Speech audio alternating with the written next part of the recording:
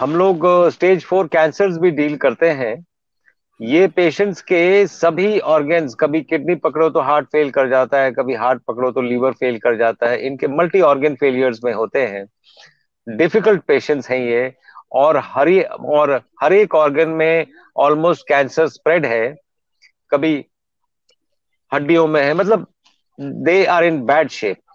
लेकिन अगर ओपीडी में कोई पेशेंट ऑटो इम्यून डिजीज का आता है, हम अंदर से बड़े खुश रहते हैं, क्योंकि हमें हमें पता है हम इसको बिल्कुल क्योर कर सकते हैं। और ये बहुत सिंपल है क्योर करना। जो मैंने आ, आपको बताया, ये सिर्फ माइक्रोबायोम को करेक्ट कर लिया जाए तो कोई भी ऑटो इम्यून डिजीज ये करेक्ट हो सकता है। ये डॉक्टर साहब, ये जी, माइक्रोबायोम क्या होता है आम भाषा में मैं बताइए। जरा एक, मैं जरा हाँ समझा बताइए। रहा हूं। मैं आपसे पूछना चाह रहा हूं, ओमेंदर जी, जी। मंदिर में भगवान होते हैं क्या? होते हैं जी, होते हैं। मंदिर में मुझे तो मतलब फिर मतलब तो ये फिर अपनी अपनी भावना है, मतलब इसका जवाब देना बड़ा कठिन है, मतलब ये है। तो फिर मस्जिद में भी होंगे। भगवान अंदर होते हैं। आपने ऐसा सवाल कर लिया तो चलिए। तो फिर तो फिर गुरुद्वारे में भी होंगे या चर्च में भी होंगे। हम बाहर कहाँ ढूंढ रहे हैं? भगवान हमारे अंदर बैठे हैं, हम बाहर कहाँ ढूंढ रहे हैं? ये जो अंदर के भगवान है, इनका एक नाम भी है। इनका नाम है इम्यून सिस्टम। और यस। ये इम्यून सिस्टम बनता कैसे है और चलता कैसे है? आप देखें, जब बच्चा पैदा होता है, बर्थ पैसेज से निकलता है, जो मदर के बर्थ पैसेज में जो ब्लैक रंग की गंदगी लगी होती है, that is the first exposure of the microbiome to the child. और वही अंदर जाके सांस शुरू करता है, उसका बच्चा निकल के सबसे पहले सांस लेता है। वही बैक्टीरिया ने आपकी सांस शुरू की, ब्रह्मा। वही बैक्टीरिया ने आपको उम्र भर मेंटेन किया, विष्णु। और जब डेथ हो गई तो वही बैक्टीरिया ने अप उस बॉडी को गला के माइक्रो ये प्रकृति में मिला दिया, महेश। ब्रह्मा विष्णु महेश को बाहर मंदिर में कहा ढूंढ रहे हैं? वो आपके अंदर है। और इसी माइक्रोबायोम को ब्रह्मा विष्णु महेश का रूप दिया हमने अभी। पहली बात। दूसरा, ये माइक्रोबायोम एक बहुत डाइवर्सिटी में रहता है।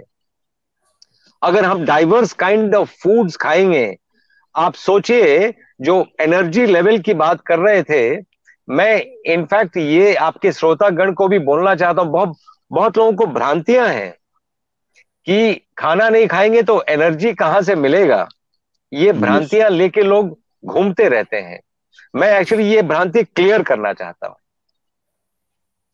The first and foremost is energy के आपके सोर्सेज, जो आपकी अंदर की जो जो एनर्जी है, उसके सोर्सेज क्या क्या है? 30% comes from sunlight, 20% comes from water that you drink, 20% comes from your happiness or O, the people that you meet, and 30% only comes from food.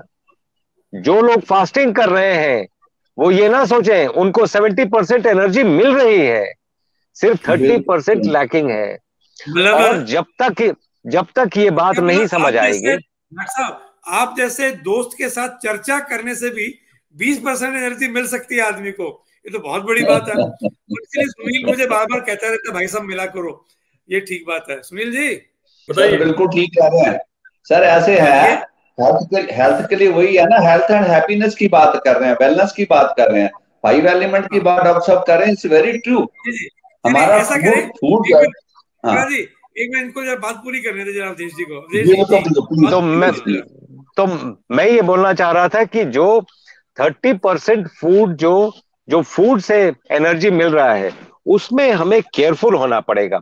अब मैं आपसे एक काउंटर क्वेश्चन पूछूं कि हम आपने कभी गौर किया कि हम नॉर्मली सीड्स खाते हैं? दाल क्या है? सीड है। चावल क्या है? सीड है। रोटी क्या है? सीड है। सीट। तो हम seed has the potential energy to become a tree, हमें पता है, तो हम सीड्स खाते हैं। अब दाल आपने बॉईल कर दिया, अगर निकाल के कुकर में से जमीन में गाड़ देंगे तो पेड़ उग जाएगा क्या? जानना चाहूंगा, नहीं क्या पेड़ नहीं नहीं, नहीं उग सकता, नहीं उग सकता। नहीं उगेगा क्योंकि वो डेड फूड है। तो मैं वो साइंस भी जानना चाहता हूं कि डेड फूड आपको लाइफ कहां से दे रहा है। मैं एक्चुअली जानना चाहता हूं, लोग कई बहस करते हैं। इसीलिए live foods will give you life and dead foods will give you death. कैसे डेथ देंगे ये? जब आप कुक्ड फूड खाते हैं, इंस्टेड ऑफ खाना खाने से नींद आती है, एनर्जी नहीं आती है, तो ये आपकी एनर्जी को चुराते हैं। So you go into negative balance. ये इसीलिए अगर पुष्कर जी ने 50% फूड, ये पुष्कर जी ने आपके लिए कुछ लिख के भेजा संस्कृत में, बड़ी मुश्किल संस्कृत है। प्रसन्नात्म इंद्रिय प्रसन्न आत्म इंद्रिय मना, प्रसन्न आत्म इंद्रिय मना स्वस्थ इति अभिधीयते। पुष्कर जी का धन्यवाद जी।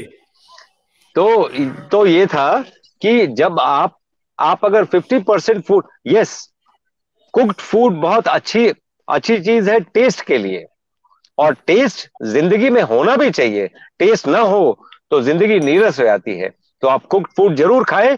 50% of your food can be cooked food for taste, और एनर्जी के लिए 50% रॉ फूड खाएं, स्प्राउट्स खाएं, सैलड्स खाएं, फ्रूट्स खाएं, और 2 ही बार खाना खाएं।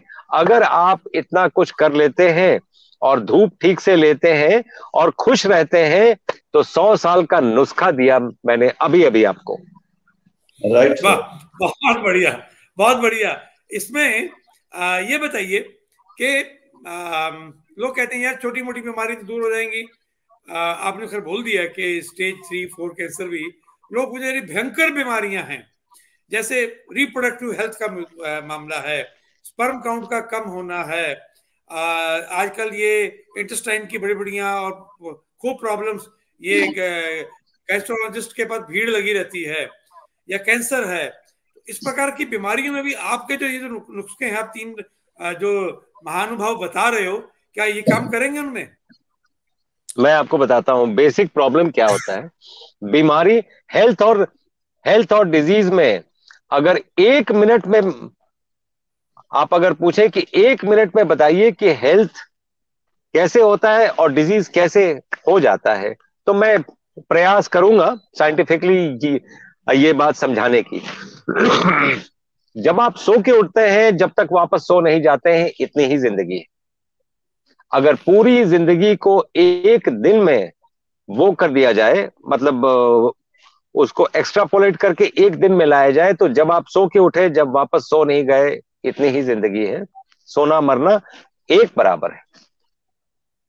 आप जब भी सो के उठते हैं, कुछ भी करते हैं, वो आप एसिड बनाते हैं। अगर थॉट आया तो एसिड बना, अगर आपने खाना खाया तो गैस्ट्रिक एसिड बना, एक्सरसाइज किया लैक्टिक एसिड बना, आप कुछ भी करें एसिड बनता है। तो ये बॉडी एसिड बेस को बैलेंस करने के चक्कर में रहती है, बिकॉज ब्लड इज अल्कलाइन, और ब्लड एसिडिक हो नहीं सकता है। जैसे ही होगा, सांस जल्दी जल्दी चलने लगेगी, बिकॉज उसको इमीडिएटली हमें बफर करके एल्कलिनिटी में लाना पड़ेगा, और यही बीमारी है। तो नॉर्मली क्या होता है कि आपके लंग्स आपके किडनीज, इंटेस्टाइन सब इस बात में लगे होते हैं कि एसिड बेस बैलेंस मेंटेन करना है। नाउ बॉडी से एसिड को निकालना है। एसिड निकालने के 4 ही तरीके हैं बॉडी के पास: respiration, perspiration, urination and defecation. यही 4 तरीके हैं। अगर आपके ये चारों तरीके से एसिड नहीं निकल पाया, अगर कॉन्स्टिपेशन है, यूरिन बंद है, आप सांस ठीक से नहीं ले पा रहे हैं, एसी में बैठे हुए हैं, पर्सपिरेशन नहीं हो रहा है, तो एसिड इकट्ठा होता जाएगा। बॉडी उसको ट्राई करेगी वो करने का, और जब बॉडी ओवरवेल्म हो जाती है तो इस एसिड को इकट्ठा करके कहीं ना कहीं भेजती है। अगर गॉल ब्लैडर में भेज दिया तो वहां स्टोन बन गया, किडनी में भेज दिया तो वहां स्टोन बन गया, ब्रेस्ट में भेज दिया तो लंप बन गया, उस लंप में ब्लड सप्लाई शुरू हो गया तो कैंसर हो गया। तो ये तरीका है एसिड बेस बैलेंस, अगर आप ठीक से मेंटेन करें तो चीजें ठीक हो जाएंगी। ये 4 चीजें जो आपने कही कि आपका शौच निवृत्ति, मूत्र विसर्जन, पसीना आना और श्वास ढंग से लेना, ये चारों का वो है। वैद्य जी, सुनील जी, अब आप जोड़िए आगे क्या। मल की निवृत्ति ठीक होना बेहद जरूरी है। मल मूत्र के माध्यम से मल निकलता है, पसीने के माध्यम से निकलता है, श्वास के माध्यम से कार्बन छोड़ते हैं हम लोग। तो आप सामान्य भाषा में समझें कि अगर शरीर से मल का शोधन नियमित रूप से ठीक प्रकार से होता रहे तो रोग की होने की संभावना मिनिमाइज वैसे ही हो जाती है। मल का निर्माण होना एक आवश्यक अंग है भोजन का। भोजन लेंगे तो मल निर्माण होगा ही होगा। तो मल का बनना और निकलना भी भोजन के अंदर जाना जितना ही महत्वपूर्ण है। तो भोजन का इंटेक और मल की निकासी दोनों बहुत जरूरी हैं कि ठीक प्रकार से होता रहे। जैसे अपने पुष्कर जी ने लिखा है, समदोष समअग्निश समधातु मलक्रिय, माने सभी, जैसे सर ने कहा अभी कि आपके शरीर में एसिड और बेस का जो बैलेंस है, हमारे यहाँ उसको दोषों के, वात पित्त कफ के संतुलन से कहते हैं। अग्नि बहुत महत्वपूर्ण समझने के लिए है। जैसे जो भी हम भोजन करते हैं, भूख लगती है, हम भोजन लेते हैं, भोजन को अंदर पचन होकर के शरीर का एब्जॉर्ब हो जा करके हिस्सा हो जाना, ये अग्नि का काम है। उसके बाद अग्नि का काम हो जाने के बाद जो हम भोजन करते हैं वो शरीर की 7 धातुओं में एक एक करके वो पहुंचती है, और अंततः जो बचा खुचा है वो ठीक प्रकार से मल के रूप में बाहर निकल जाना। ये 4 काम यदि ठीक ठाक रहे तो निश्चित रूप से जो डॉक्टर साहब ने कहा वही है कि वो व्यक्ति फिर स्वस्थ रहता है। माने अच्छी भूख लगे, अच्छे से पेट साफ हो, खूब काम करने की ऊर्जा हो और बढ़िया नींद हो। मोटी मोटी 4 चीजें हैं, अच्छी भूख, अच्छी नींद, ठीक से मल की निकासी और काम करने की ऊर्जा, उत्साह। जिस व्यक्ति में उत्साह नहीं है, उमंग नहीं है, वो व्यक्ति वैसे ही मरे के बराबर है। तो इसलिए स्वस्थ व्यक्ति का पहला सिद्धांत लक्षण यही है कि उस व्यक्ति में जीवन की आशा हो, उत्साह हो, उमंग हो।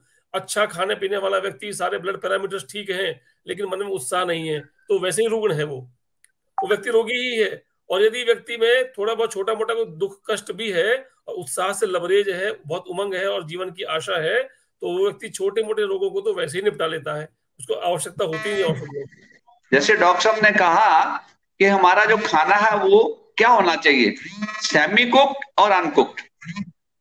अगर सेमी कुक्ड खाना होगा और अनकुक्ड खाना होगा तो इट इज वेरी इजी, जल्दी वो डाइजेस्ट हो जाएगा और हमारे अंदर जो जठर अग्नि है, जो वाइटलिटी है, वो मिनिमम खर्च होगी।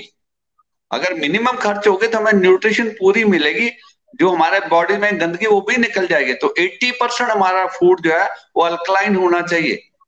अल्कलाइन में क्या आएगा, फल है, सब्जियां, मौसम के फल और मौसम की सब्जियां जिनको कच्चा खाया जा सकता है। जैसे स्प्राउट की बात करी डॉक्टर साहब ने, सीड में तो लाइफ है, वो डेड पड़ी हुई है। जब हमने उसको स्प्राउट कर दिया, थोड़ी एनर्जी मिली, थोड़ी धूप मिली, थोड़ी गर्मी मिली, उसमें अंकुर फूट गया, अब वो लाइव हो गया। उसकी जो पोजीशन है बहुत बढ़िया होगी, वो भी लाइव है, हम भी लाइव है। लाइव का लाइव से मिलन इमीडिएटली हो जाएगा। और जो दाल को हमने पका लिया, उसको हमने जो कर दिया, it will take 3-4 hour for digestion. जबकि हमारे स्प्राउट्स हैं, फूड्स हैं और जो सैलड है, वो तो 40-50 मिनट में सारा हजम हो जाएगा। तो हमारी कितनी ज्यादा वाइटल फोर्स बच जाती है। और जो वाइटल फोर्स हमारी बॉडी में जीवनी शक्ति है, जो इनबिल्ट है, भगवान ने दी हुई है, वो बेकार नहीं बैठती, इमीडिएटली वो जाएगी जहां जहां टॉक्सिन जमा होते हैं। जो नेचुरोपैथी का मानना है कि बॉडी में टॉक्सिन का जमा होना ही रोगों का कारण है, और रोगों को ठीक करने के लिए बॉडी हमारी रेगुलर कोशिश करती रहती है। तो ये छोटे छोटे रोग, जिसको एक्यूट डिजीजेस कहते हैं हम लोग, जो मैंने पहले बोला, जुकाम का आना, बुखार का होना, वॉमिट का होना, लूज मोशन का होना, खांसी का होना, ये 5 रोग हैं जिनको हम मित्र रोग कहते हैं।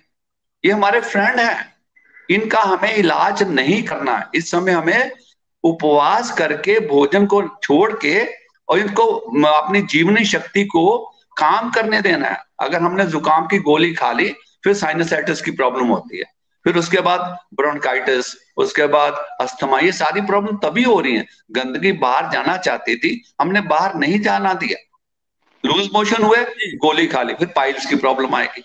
इसी तरह जैसे डॉक्टर ने बोला कि जो चीजें अनवांटेड है, जब स्टोर होगी तो स्टोन बनेगा। स्टोन फॉर्मेशन कब होगी, जब अंदर एसिडिटी होगी। तो इनपुट हमारी क्या है, हम खा क्या रहे हैं, मोस्टली हम जो खाना खा रहे हैं जो पनीर है, मटर है, दालें हैं, नॉन वेज है, this is all acidic food. Alkaline तो हम ले ही नहीं रहे, बिकॉज ऑफ दैट हमारी बॉडी में इम्बैलेंस क्रिएट होता है। तो हमें फूड क्या लेना चाहिए, अगर हमारा भोजन ठीक हो गया तो हम इनसे बच जाएंगे। तो इसलिए उपवास का बहुत महत्व है, बार बार कह रहा हूं। आज मेरा सुबह टॉपिक भी यही था कि हमें उपवास करना चाहिए। जैसे अभी उपवास आ रहे हैं, नवरात्रि उपवास है। उपवास का मतलब हमें एब्सटिनेंस ऑफ फूड, ओनली पानी या कुछ इस तरह का लिक्विड या थोड़े फल, रस, लेकिन हम कर क्या रहे हैं इन दिनों उपवास? कट्टू की रोटी, चावल नहीं सॉरी, आलू, सेब, पनीर, खोया, दूध, इतना कुछ खा रहे हैं, वो रेस्ट थोड़ा दे रहे हैं। मतलब ये था कि सीजन चला गया, सर्दी गई, हमने हैवी खाना खाया, उसका कुछ ना रेज्यूल बॉडी में इकट्ठा होगा। ऋतुचर्या आई, ऋतु बदल गई, नई फल सब्जियां आ रही हैं। जैसे किसान खेत की खेती करके काट लेता था, फिर हल चला देता था, खेती को खुला छोड़ देता था, खरपतवार निकालो, गैस से निकल जाएंगे बाहर, नए उसमें मैन्योर डालेगा, सीड लगाएगा, अच्छी खेती होगी। यही पर्पस था हमारा उपवास का। नवरात्र आया 6 महीने के बाद, अब हमें अपने स्टमक को रेस्ट देना है, बॉडी को डिटॉक्स करना है नेचुरल वे से। लेकिन हम करते क्या है, इतना खाना देते हैं, फीस्ट कर रहे हैं रोज। और आजकल तो बढ़िया हो गया, होटलों के थालियां आ गई, नवरात्रा थाली, नवरात्रा स्पेशल थाली, नवरात्रा डीलक्स थाली। क्या कर रहे हैं हम लोग? ये सारा जो फास्ट है, उपवास क्या है, अपने पास बैठना, अपने आप को जानना। ये जो हमारे अंदर सब कुछ है, ये जो गट जो हमारा है, इट शुड बी हैप्पी। हमारा जो गट का area, that should be very happy. वो कब होगा? जब हम राइट फूड देंगे, इजिली डाइजेस्टिव फूड देंगे, और we should shit in a very small time, pot पे बैठे फ्लश करके निकल जाए। अगर ये होगा, अगर हम राइट फूड लेंगे तो, नीड बेस्ड फूड लेंगे, नीड बेस्ड, मैं बार बार कह रहा हूं, नीड बेस्ड। अगर जरूरत नहीं है तो खाने का अधिकार नहीं है। स्प्राउट को सर हीट नहीं देना, कच्चा ही खाना चाहिए। अगर हीट दे फिर तो डेड कर लिया आपने, जब अग्नि पे चढ़ा दिया वो डेड हो जाएगा। वी शुड नॉट उसको गर्म करके या उसको हीट करके फिर वो ही आपने डेड कर दिया उसको। वो लाइव को लाइव ही खाना है। अगर किसी को गैस्ट्रिक है या हजम नहीं होता, उसको थोड़ा सा वो धीरे खाएगा, थोड़ा खा ले इन स्मॉल क्वांटिटी, बट गर्म नहीं करना। अगर आपने उसको पका लिया फिर बात वही हो गई। ये अवधेश जी, आप स्क्रीन देख पा रहे हैं कि? जी जी मैं देख पा रहा हूँ, लेकिन वो बहुत छोटा मेरा फोन है, उसमें काफी। जितेंद्र जी सुनिए, एक तो स्प्राउट वाला पूछा, वो जवाब दे दिया। ये मिलेट्स पे आया, मिलेट तो ठीक है। पूछ रहे हैं कि then what about cooked millets as doctor Khadar Vali suggest. मुझे लगता है मिलेट्स को तो कुक करना पड़ेगा, मिलेट्स को आप नहीं खा सकते। मैं ये दोनों बातों का जवाब देना चाहूंगा, बिकॉज बहुत लोगों को बहुत गलतफहमियां बहुत होती हैं। जैसे फॉर एग्जांपल डोगरा साहब ये बता रहे थे कि फूड का एक नेचर है, वो एसिडिक है या अल्कलाइन है। ज्यादातर जितने साइट्रस फ्रूट्स होते हैं, जैसे नींबू है, नींबू इज हाईली एसिडिक। तो कभी आपने सोचा नहीं कि नींबू अगर एसिडिक है तो एसिडिटी में ज्यादातर जो टीवी में एडवर्टाइजमेंट आता है, इनो का आता है। तो इनो में नींबू वाला एडवर्टाइजमेंट क्यों है? ये सोचने जैसी बात है कि नींबू अगर एसिडिक है तो इनो में नींबू क्यों है, और वो क्या कर रहा है वहां पे। यहां पे science comes to your rescue. जैसे ही आप कोई भी खाना अपने मुंह में चलाते हैं, सलाइवा टाइलिन से नींबू जैसे मिलता है, अल्कलाइन हो जाता है, and it behaves as an antacid. जितने भी साइट्रस फ्रूट्स हैं वो ऐसे ही करते हैं। तो हमने क्या किया है, जो हम हॉस्पिटल में करते हैं, बिकॉज हमारे हॉस्पिटल में, उमेंद्र जी आप तो आए हैं, हमारे हॉस्पिटल में फार्मेसी नहीं है। हमारा फार्मेसी, उसका स्पेलिंग भी FARMACY है, और वो हमारा किचन है। और किचन में खाना बाकी सब जगह बनता होगा, हमारे यहाँ प्रसाद बनता है, क्योंकि हम उसको अभिमंत्रित करते हैं और अभिमंत्रित फूड देते हैं सभी पेशेंट्स को भी। और दवा की दुकान नहीं है, देयर इज नो फार्मेसी। आप डिस्प्रिन खरीद नहीं सकते हैं, और ना ही दूध लेके अंदर आ सकते हैं। तो ये सभी हमने हॉस्पिटल में कुछ नियम भी बनाए हैं, और ये नियम का हम खुद भी पालन करते हैं और लोग भी पालन करते हैं, और लोग बहुत जल्दी ठीक होते हैं। मेरे कहने का मतलब ये था कि जो भी हम रॉ फूड लेते हैं, एक्चुअली एनर्जेटिक न्यूट्रिशियस फूड यही है। अगर आपने फॉर ईज ऑफ चूइंग, लोग क्या करते हैं कि वो ना चू नहीं किया जाता है, तो उन लोगों को मैं ये बोलना चाहता हूं कि कभी आपने सोचा कि कभी कोई जिम गए, जिम जाने वालों की शक्ल झूल जाती है, वो थोड़े बूढ़े दिखने लगते हैं। तो आप कभी पूछे उनसे कि क्यों, क्या हुआ? वो मैं आजकल फास्टिंग डाइट पे हूं। अब डाइट पे हूं और खाना खा रहे हैं, मुझे एक्चुअली वो इंग्लिश भी समझ नहीं आती है कि ये कौन सा डाइट है और कौन सा खाना है। एनीवे, वो एक कंट्रोवर्सी में ना जाए, ना जाते हुए मैं ये बोलना चाहता हूं साइंटिफिकली, यहां से लेके शोल्डर से लेके आपकी उंगली तक 16 मसल्स हैं, 16। आपके आपके पेल्विस से लेके आपके टो तक 20 मसल्स हैं। आपके एब्स में 8 मसल्स हैं, पीछे बैक में 8 मसल्स हैं, फेस पे 43 मसल्स हैं। इनका एक्सरसाइज कैसे होगा? The only way you can exercise them is by chewing. आप जब तक चू नहीं करेंगे तब तक वो एक्सरसाइज नहीं होंगे और स्किन झूल जाएगी। इसीलिए हम पहले दातुन लेके चू करते थे, तो जो आपके 43 मसल्स हैं एक्सरसाइज हो गए, और आप बिल्कुल प्रफुल्लित दिख भी रहे हैं, फील भी कर रहे हैं, और ये मसल सारे एक्सरसाइज हो गए। अगर नहीं करेंगे तो झूल जाएंगे, you will start looking old. That is what happens.